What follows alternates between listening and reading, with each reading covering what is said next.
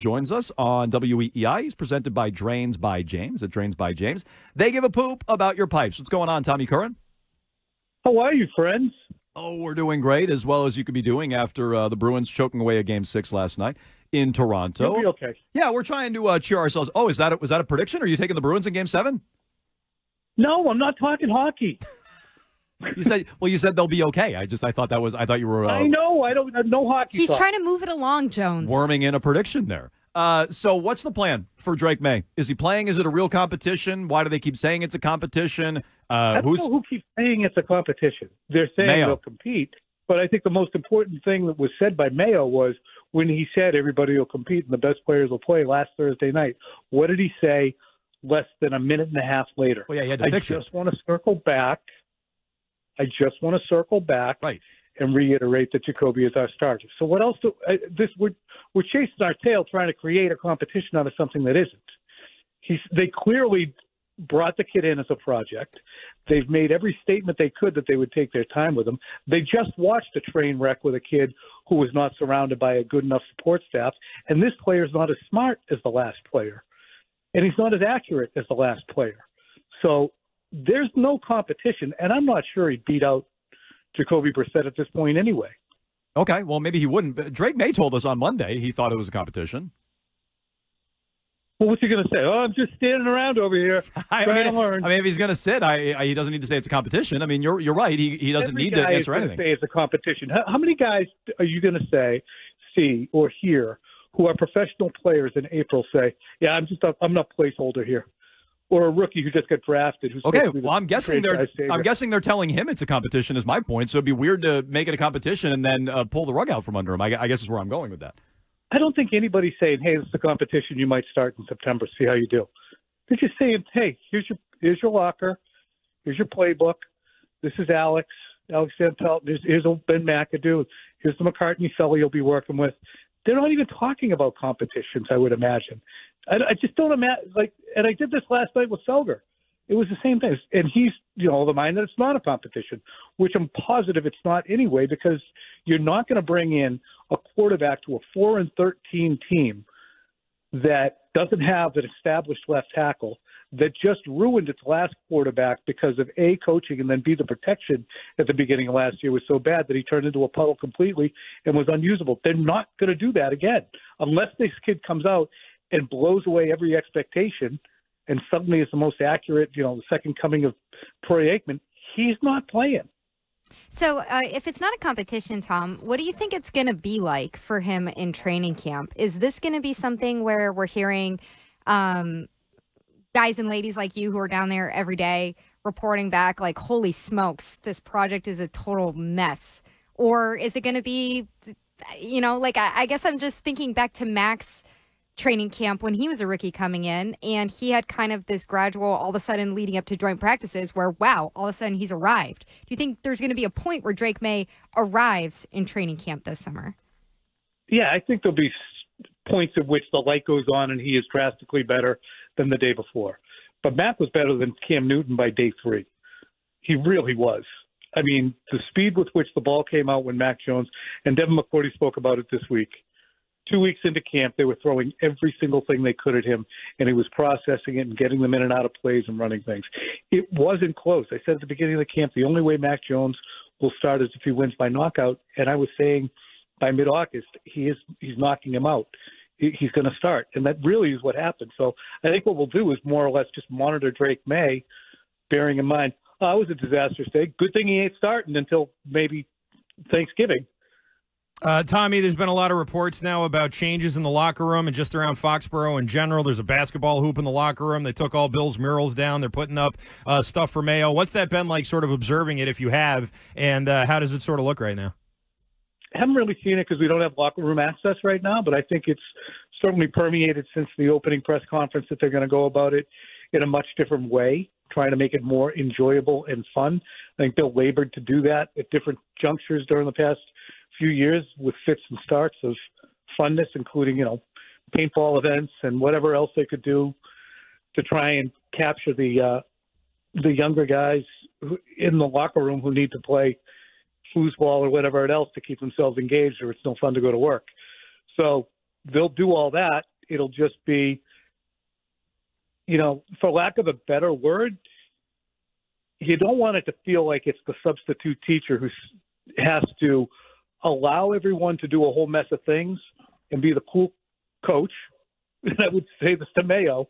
You don't want to be the cool coach to begin with and then have to be the hard ass. Any teacher will tell you that's the wrong way to go about it. Hard ass first, then incrementally scale it back, because it's hard to put the genie back in the bottle if you are extremely permissive at the outset. Talking to Tommy Curran, NBC Sports Boston, joining us here on Jones and Mego with Arcan on WEEI. You mentioned two names, Alex Van Pelt, Ben McAdoo, people who are going to be working with Drake Maye. Cameron Wolfe, NFL Network, had a lot of, it seems, access to the Patriots here over the last handful of days. He's written about it, talked about it extensively. He singled out Ben McAdoo as the guy who will be working with Drake Maye. I know you've highlighted that it was McDaniels with Mac Jones that rookie year. Is that how it's going to work this year with Maye and McAdoo? Yeah, and I think it was McDaniels was with Mac because Mac was the obvious presumed starter. Once it became clear that Mac was the starter, he's going to talk to the offensive coordinator. The offensive coordinator takes the starter. The quarterback's coach generally is going to take the backups and the developmental guys. And I think that will be McAdoo's neither, right? Pardon? McAdoo's neither, right? No, he's not. But I think if you have an extra set of hands on deck that are as experienced as his, then it's a greater benefit. You now have an extra set of hands as opposed to having a defensive coordinator who's the offensive coordinator and the offensive line coach, which is what they were doing 2 years ago. So I think it's a benefit to have more people dealing with the development of a third overall pick than less. Tom, you were just talking about Jerod Mayo kind of establishing whether he's going to be more of a hard ass or if he's going to be cool coach. Thinking about Javon Baker and his draft night comments that he had, which some people, felt were a little inappropriate. And then he puts out this Instagram video yesterday where he's basically, he's just working out and saying there's not 10 receivers in America who are better than me, but it's filled with expletives. Like, do you think that they're going to allow or this level of self-expression, not just even from him, but from a lot of the young guys? Is that going to be something new that we see with the Patriots, or is that something where they're going to clamp down because they feel like it's, not a good look or it's a distraction? I don't know. I honestly do not know. We'll see how long and how often that continues. I mean, they've made it very clear that they want to have a far different atmosphere around the team. More fun, more laid back, let us be who we are. So if that's who you are, that's great. And I think it's all well and good until it's not well and good. If Javon Baker comes in and can't catch a cold and is bitching at people because the ball's in the wrong place, and I don't know if he's like that at all, but if he has a camp to forget, then you just set yourself. It's just like anything else. If you say, "Oh, my ratings are going to be incredible," and then they're not, people are going to go, "Well, you said your ratings were going to be incredible."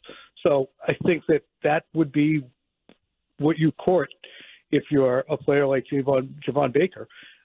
I'm sure any number of his teammates are going to look at that and say, "You really think you're that good?" If I was a cornerback on the Patriots and saw that, I'd say, "I don't want him catching any passes on me." So it'll be good competition. But you're right to figure out exactly what the personality of this team will be. This very much smacks of post-Parcells, Pete Carroll, where the players were more liberated to have fun. And that team went from the Super Bowl to 10-6 to 9-7 to 8-8. They were never an outright and abject disaster, but it did get chaotic. All right, Tommy, this may seem like a simple question, but we've got a couple of weeks now since the draft. I know there's still guys getting signed here and there, but for the most part, I think most of the Patriots signings and draft picks are all taken care of here. Behind the scenes, are people happy with the totality of this offseason? Is this something that, the ownership is feeling good about? Yes. Yeah, I think that the team feels good about what it accomplished. It feels okay about having to push back on Calvin Ridley because, truth be told, the value just wasn't there. As much as people are arm flapping about, well, you didn't spend the money and you said you were going to spend the money. I thought you said you were going to spend the money. You didn't spend the money. When you really scrutinize it objectively, $25 million for Calvin Ridley would have been stupid. But I do think that is something that they would have loved to address in free agency was wide receiver, and instead they did it with, 2 draft picks. Will somebody else fall off the tree as this offseason goes along? We'll see. But you see these extensions that are going on. I think the Barmore extension, had they had Calvin Ridley in the house, would they have given Barmore an extension? I think that would remain to be seen. I can't say yes or no, but it seems less likely. But they still have money to do these things because they're not near the cap because of signings not made. So I think free agency was probably a disappointment. I don't think it was a great free agent class at their positions of need. Certainly left tackle, too. I mean, I guess, put it this way, Christian. When we entered the offseason, what did we say they had to get? Wide receiver, left tackle, quarterback, cornerback. I guess I give them a B-. I mean, they did do all those things. It's not like they didn't. No, but it's like, yeah, they did them, but they're all rookies. 4-4, right. And I'm not handspringing about. I think Jalen Polk's got massive upside. I think Drake Maye's a hit. I think KJ Osborne will be fine, but that's almost sight unseen, just based on what Kirk Cousins said he would deliver. So the jury's out.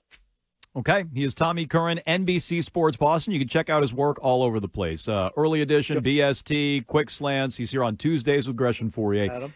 Yes? Is it a competition, do you think? Yes. Well, I mean, I guess, no, I think Maye's going to win the job. So, but I do think they're going to give him every opportunity to win the job. Starter opening day? Yes. You don't. I said this about Mac. No, I said this about dismissive chuckle didn't give it away. I said this about Mac the second he was drafted. I don't think you're drafting a guy at 3 to sit him. I don't think. Not when Jacoby Brissett's the alternative. Totally comparing the Patriots of 2021, who had players all over their roster, who still had Bill Belichick, the greatest coach of all time, with one blip down from 2019. They had a good team then. They just spent $72 million or $172 million in free agency. They were going to play the best quarterback in terms of who can get the most out of it. I mean, it wasn't nearly as bad. I mean, he's coming off an 8-touchdown season, Cam Newton was. He was a sitting friggin' duck. I don't think Jacoby Brissett is the same sitting duck. And the team's worse. So we won't see Maye this year. Yeah, I guess just pin it the other way, Adam. No, I'm saying, are we gonna see him? All I'm saying is you're not going to see him September 1st. Okay. Like, how do you go from? Well, here's the reasons he's not. If he's ready September 21st, but he wasn't ready September 1st, I just feel like they should lean into playing him a little earlier. That's all. If he's ready in October, then you don't need to run. But why are you boxing me into he's not going to play this year? I was asking. I mean, you're laughing at the notion he can play week 1. I'm asking if we're going to see him at all.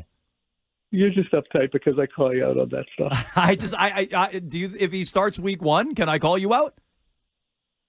Oh, my God, yes. Okay, good. I would encourage that. Okay, good. I would say you can call me out. If he starts before Columbus Day or Indigenous Peoples Day or whatever people want to call it, if he starts before then, you win. Okay. Mark tape. We will do that, and we'll get your Bruins prediction.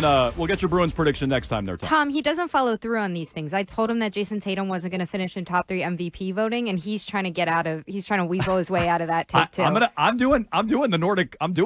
What's it called? Cycle. I'm doing that. Okay, we'll see. I'm not worming out anything. Okay, so Columbus Day sounds good. Goodbye.